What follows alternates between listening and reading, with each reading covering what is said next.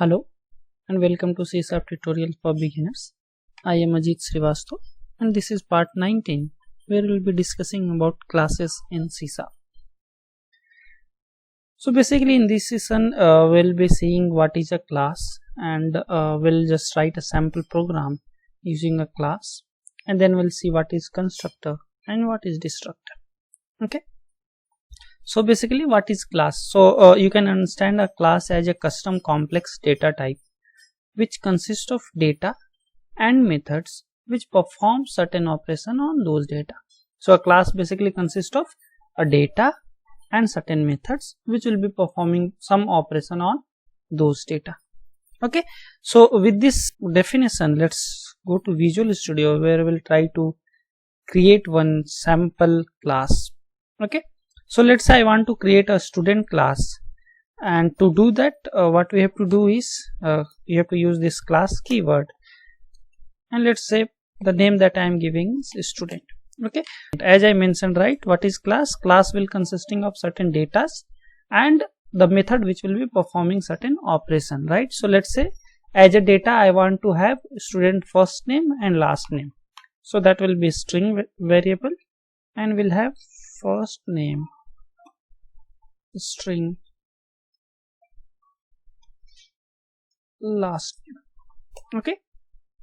Now I want to have a function which will be returning a full name of the student, right?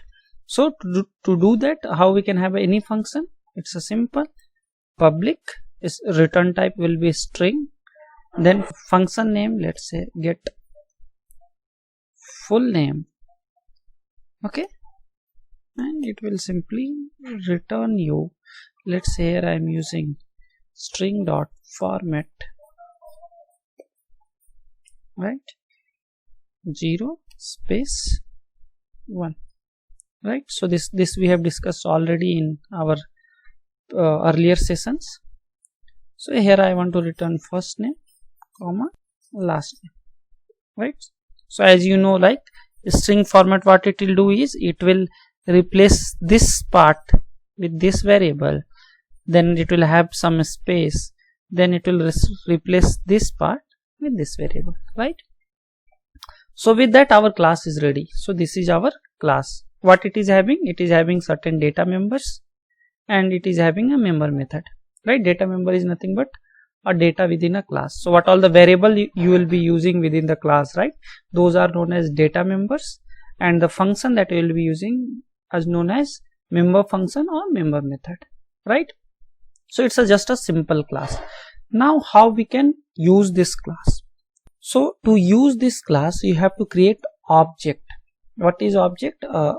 That we call as a instance. How we create an instance? It's something like this. So you have to give the class name, okay, followed by the variable name, the object name or the instance name that we call. So let's say I am giving student, okay, equals new, then again your class name.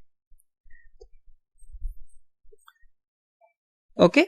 So what we are doing is, this is my class name, this is my just a variable name that I have given, new of student.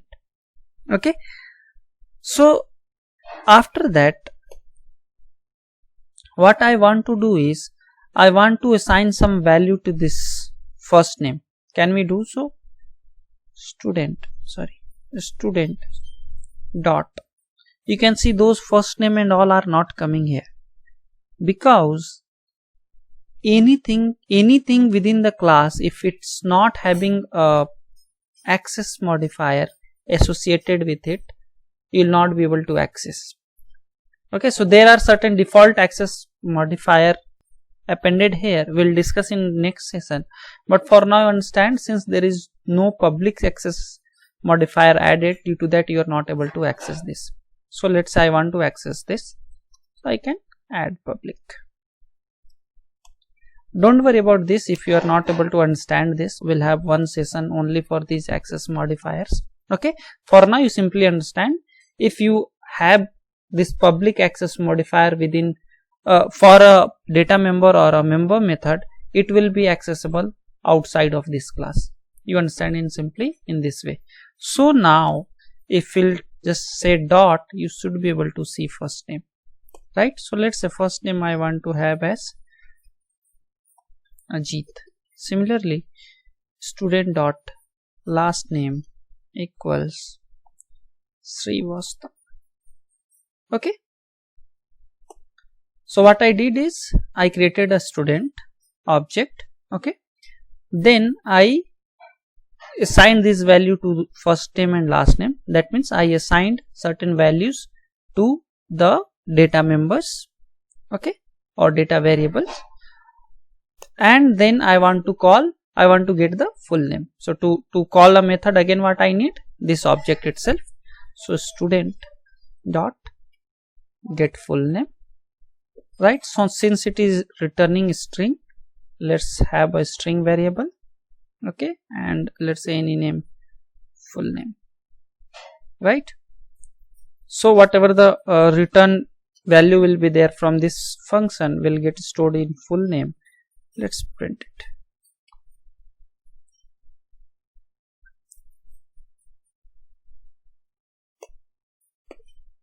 And done.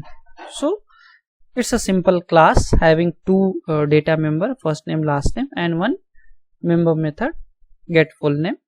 To use this class, what you have to do, we have to create an instance. Instance is nothing but this is student object we call as, and to access any member variable or member method of this class, what we need, we have to use the same object and dot first name, last name, or get full name. So that way you have to access those data member or member methods, right? Press F5. So you can see it is printing Ajit Srivastava, right? So this is a simple example of using a class, right? So now let's say I don't want to initialize them here. So this class student is here, right? I don't want other than this class to know that there is something existing as first name. So to do that, remove this, right? But the problem is, if you'll remove this, you will not be able to assign any value to this variable, right? Since we have just now we have seen, if you'll not have public there, student dot first name will not be able to see here, right? Then how we can do that? So for that, there we have something called constructor. Try to create one constructor and then we'll see what is its uses and what actually it is, right? So to create a constructor, what you have to do is you have to give, let's say, public, okay, then you have to give the same name as the class. It should, so constructor are basically a special function, okay, having the same name as its class and it has no return type, okay. String name, string last name, let's add first name here,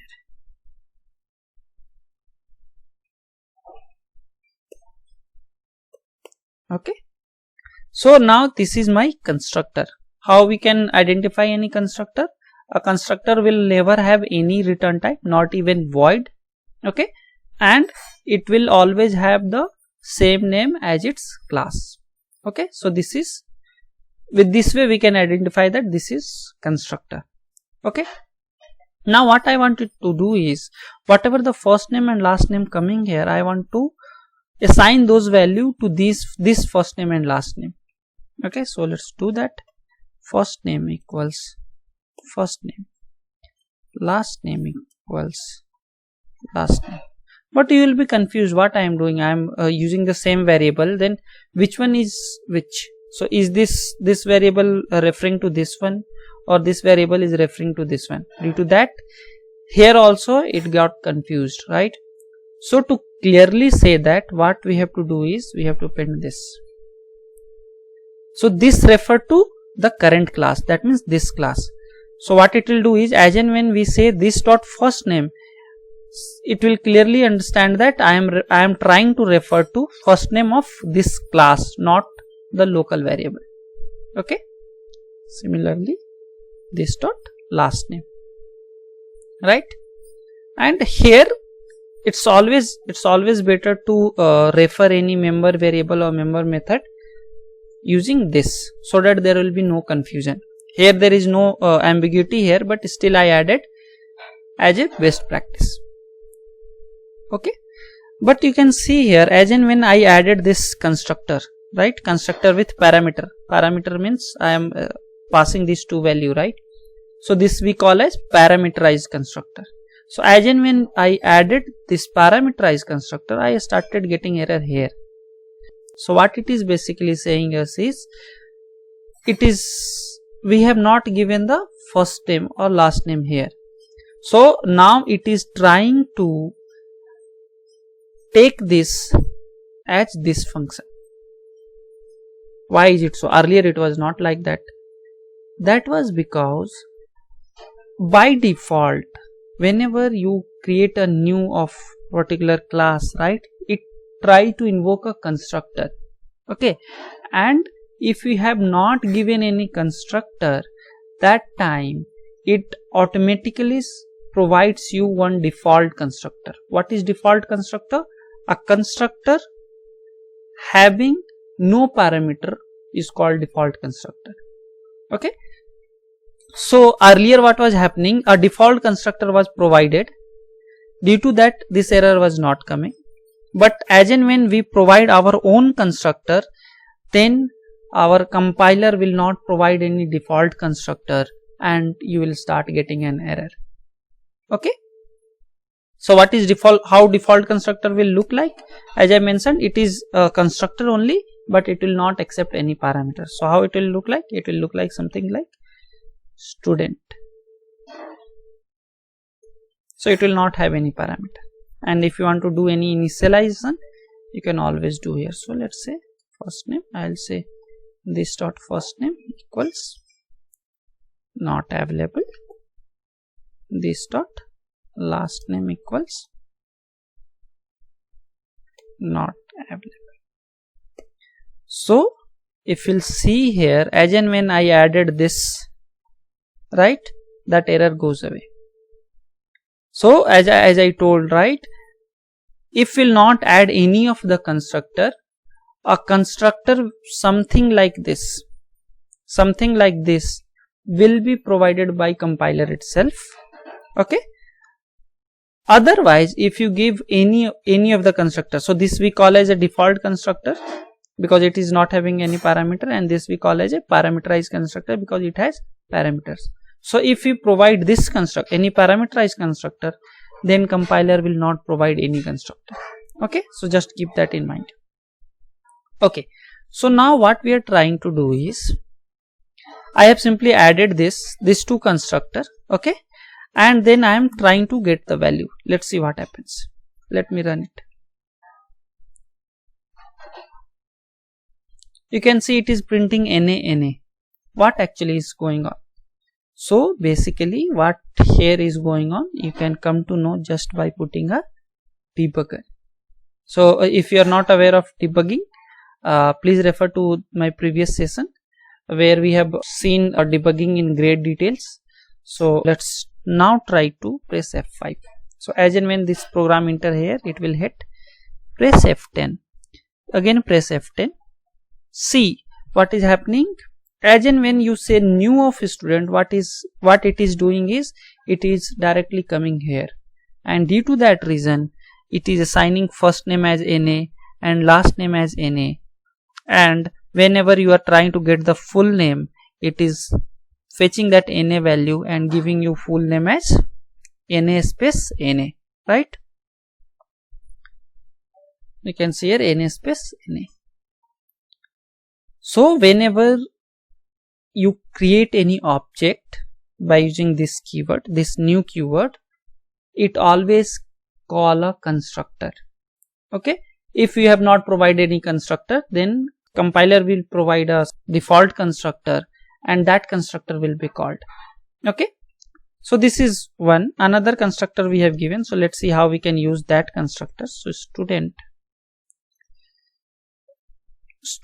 equals new student. Now you can see there are two options for this constructor. One is default constructor, which we have used earlier.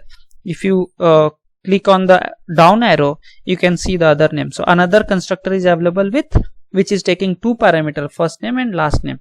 So here you can give Ajit, Srivastava, right? This, press F5, F10, again press F10. You can see now this time this constructor is called, and accordingly it will assign those value to first name and last name. Press F5 and you should be able to see the out, right?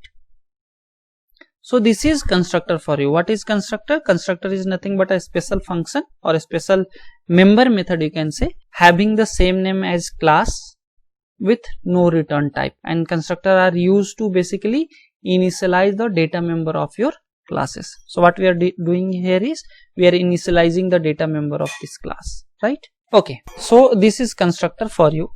Now one more thing we wanted to discuss is destructor. So as the name suggests, constructor is used to initialize the data member of the class, and it will be called automatically whenever you create a instance or whenever you create a object of a class. Similarly, destructor will be called whenever you destruct or whenever you dispose any object. Okay, so for now you simply understand that what is destructor. Destructor is also a special member method having name as its class, okay, with no return type, okay, and no access modifier. So for destructor, access modifier will also not be there. The only thing for the destructor will be it should start with tilde sign. So tilde sign, name of the class, and this becomes your destructor. So if you will not give any destructor, then compiler will add its own destructor. Okay. So what is the use of destructor? So destructor, whenever you destruct the object of your class, right, that time this destructor will be called. So what will be writing here? So if you have occupied any resource, right, so this is the last chance where you can release those resources. Okay, so let's say if you have occupied a certain memory, and here you can release those memory.